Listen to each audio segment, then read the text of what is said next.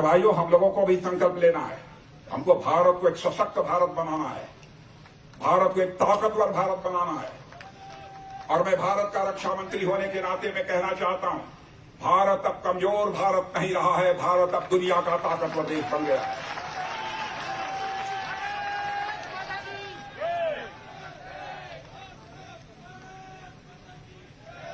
भारत का इतिहास रहा है, भारत के इतिहास के पन्नों को पलटकर कोई देखे, मेरे बहनों भाइयों, भारत ने आज तक दुनिया के किसी देश पर न तो कभी आक्रमण किया है और न दुनिया के किसी देश के 1 इंच जमीन पर भारत ने कभी कब्जा किया है। यह भारतवासियों का चरित्र है। लेकिन भारत की ओर आंख उठाकर बुरी नजरों से देखने की किसी ने कोशिश की तो भारत ने उसका मुंहतोड़ जवाब दिया।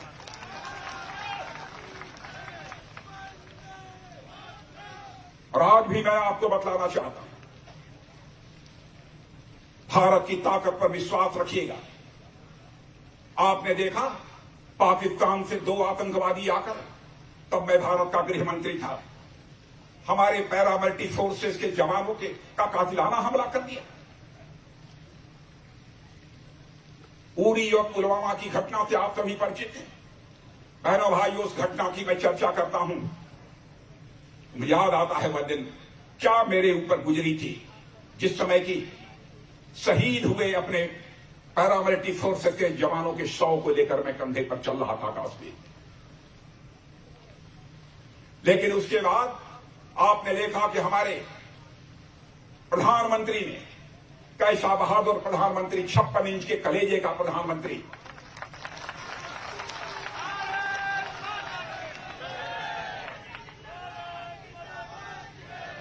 उन्होंने हम 2-3 लोगों को, 2-3 मंत्रियों को बुलाकर चटपट 5 मिनट के अंदर फैसला कर दिया। और उसके बाद आपने देखा कि हमारे भारत के सेना के जवान भारत की धरती से नहीं बल्कि पाकिस्तान की धरती पर जाकर आतंकवादियों का सफाया करने में पूरी तरह से कामयाब है।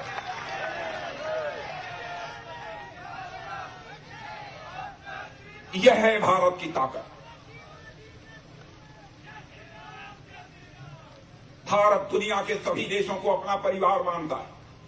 भारत दुनिया का अकेला देश है जिस देश के रहने वाले ऋषियों और मनीषियों ने भारत की सीमा में रहने वाले लोगों को ही अपने परिवार का सदस्य नहीं माना है, बल्कि विश्व की धरा पर रहने वाले सारे लोगों को अपने परिवार का सदस्य मानते हुए वसुधैव कुटुंबकम का संदेश सारे विश्व को यदि किसी देश की धरती से गया है तो हमारे और आपके देश की धरती भारत से गया है। मेरे बहनों भाई, the whole world is a family, Bharat की धरती से गया। इसीलिए हम लोगों ने आज तक दुनिया के किसी देश पर न आक्रमण किया, न 1 इंच जमीन पर हम लोगों ने कभी चिंता किया। और मैं कहना चाहता हूं, इस समय की सरकार के बारे में यकीन रखना मेरे बहनों भाइयों, यकीन रखना, भारत का मान सम्मान स्वाभिमान हम किसी भी सूरत पे झुकने नहीं देंगे। ऐसी सरकार है मोदी जी के नेतृत्व में काम कर रही है। कई ऐसी वारदातें हैं, किन किन वारदातों की मैं आपसे चर्चा करूं। हम लोग केवल भारत में रहने वाले ही भारतीयों की चिंता नहीं करते हैं, बल्कि जो भारत के नागरिक दुनिया के दूसरे देशों में हैं उनकी चिंता करने वाली यदि कोई सरकार है तो आपकी सरकार है बहनों भाई, उनकी भी चिंता करती। आपने देखा रूस और यूक्रेन के बीच जो युद्ध चल रहा था, 22,500 से अधिक हमारे भारत के रहने वाले बच्चे वहां पर मेडिकल कॉलेज, इंजीनियरिंग कॉलेज में अन्य प्रकार की वहां शिक्षाएं ले रहे थे। माता पिता उनके परेशान थे, कहीं रूस आक्रमण करके यूक्रेन में हमारे बच्चों को न मार दे। उस समय हमारे प्रधानमंत्री मोदी जी ने फैसला किया, और यह हिंदुस्तान का कोई नेता नहीं कर सकता था।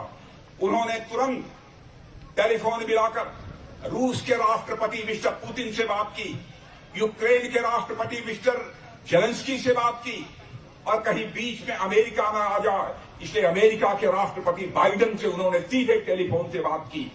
और आपको जानकर आश्चर्य हुआ, न भूतो न भविष्यति, न आज तक हुआ है न आज तक कभी होगा, यह रूस और यूक्रेन का युद्ध कुछ घंटे के लिए रोक दिया गया और हम लोगों ने 22,500 अपने नौजवानों को वहां से बाहर निकाला। बहनों भाइयों, यह है भारत की ताकत।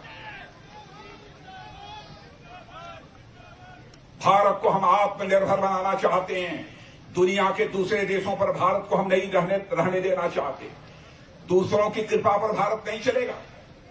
बहुत सारे सेना के जवान यहां पर होंगे, उनसे आपको कहानियां सुनने को मिलती होंगी। उनके हाथों में पहले जो बंदूकें हुआ करती थी, टैंक हुआ करते थे, मिसाइल्स हुआ करती थी, दुनिया के दूसरे देशों से आती थी। बहनों भाइयों, अब हम लोगों ने फैसला कर लिया है, समय निर्धारित कर दिया है, कुछ 2023, कुछ 2024, कुछ 2025, कुछ 2026। अब हम बंदूक, राइफल, गोले, बारूद, तोप, मिसाइल अब हम दुनिया के देशों से नहीं खरीदेंगे कुछ समय के बाद, बल्कि वह बनेगा तो भारत की धरती पर बनेगा। वह मिसाइल भारतवासियों के हाथों से बनेगी।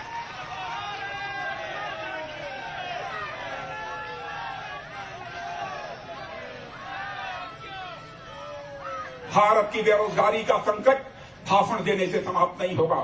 कलेजा मजबूत करके कुछ फैसले लेने से ही भारत के नौजवानों के हाथों को रोजगार मिलेगा। वह हमारे प्रधानमंत्री जी काम कर रहे हैं। किन किन चीजों की चर्चा करें?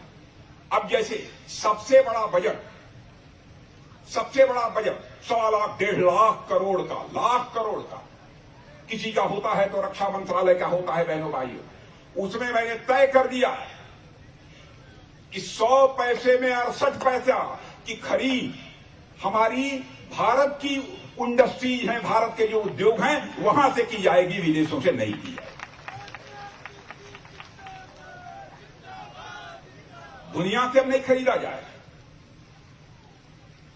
ऐसे कई महत्वपूर्ण फैसले बहनों भाइयों हम लोगों ने किए हैं। और जो कहा जी, मान लीजिए कोई कहता है कि हमारे पास वो टेक्नोलॉजी नहीं है, तकनीक नहीं है, आप कैसे बनाएंगे?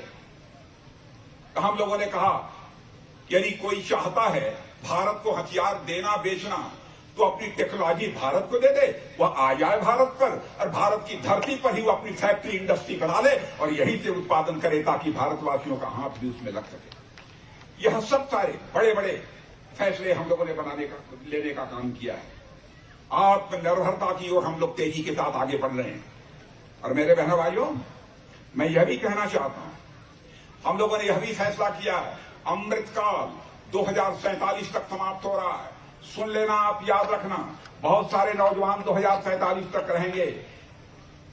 फैसला किया है आज हम लोग 13,000 करोड़ रुपए का यहां से हथियार, हर वो हथियार बनाकर दुनिया के दूसरे देशों को बेचते हैं। 8 साल पहले केवल 900 करोड़ रुपए का भेजते थे। 900 करोड़ रुपया का यह सारा साजो सामान हम एक्सपोर्ट करते थे, लेकिन अब 13,000 करोड़ का कर रहे हैं। फैसला किया है कि 2047 आते आते 2.25 लाख करोड़ रुपया का हमारा एक्सपोर्ट होगा। मेरे बहनों,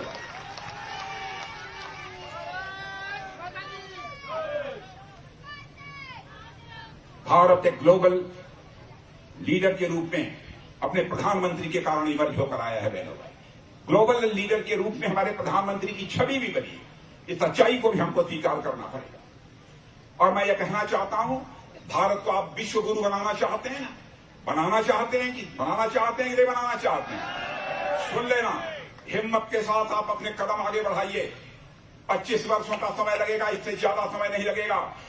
अमृतकाल समाप्त होते होते 2047 आते आते भारत पुनः विश्व गुरु के पद पर आसीन होगा। मेरे बहनों, हमारे चैनल को लाइक, शेयर और सब्सक्राइब जरूर करें और नई अपडेट्स के लिए बेल आइकन दबाना ना भूलें।